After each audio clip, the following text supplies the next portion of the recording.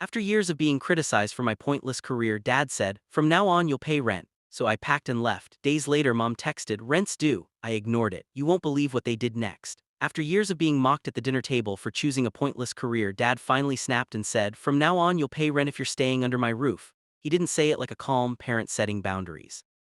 He said it like a punishment, like he finally found a way to teach me a lesson. I didn't argue or defend myself. I just nodded, walked to my room, and quietly packed a single duffel bag. No dramatic exit, no tears, no yelling. I left the next morning before either of them even woke up. I stayed on my friend Milo's couch, trying to breathe for the first time in years. Every few minutes, my phone lit up with missed calls from both of my parents. I didn't answer any of them.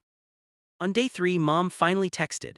"Rent's due, no hello, no checking if I was even alive, just a bill from people who pushed me out." I showed Milo and he laughed in disbelief. "Dude, they're wild, don't go back ever." What they didn't know was that my so-called pointless career, graphic design, had quietly become something real. I had been doing freelance work for months and saving everything.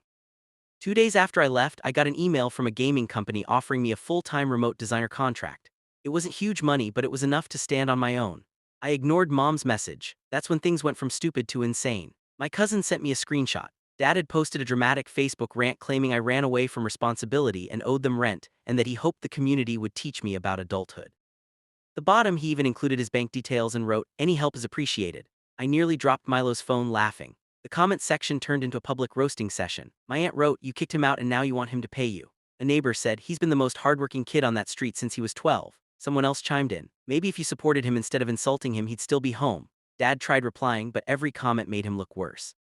He eventually deleted the whole post, but not before it was shared around the entire family group chat.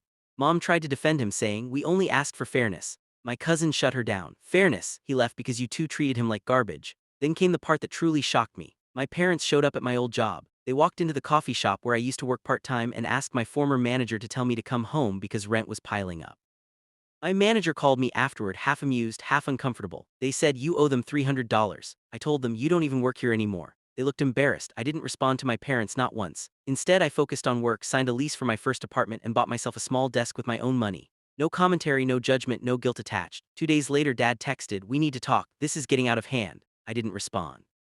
Mom followed up, "People are attacking us because of your choices." Still nothing. Finally, she sent one last message. "We didn't mean for things to go so far, but you should have communicated." I stared at it for a long time. All those years of being belittled, dismissed, and treated like a disappointment boiling into one clear truth. So I replied, "I communicated for years, you just didn't listen." Then I turned off my phone and moved into my apartment the next morning.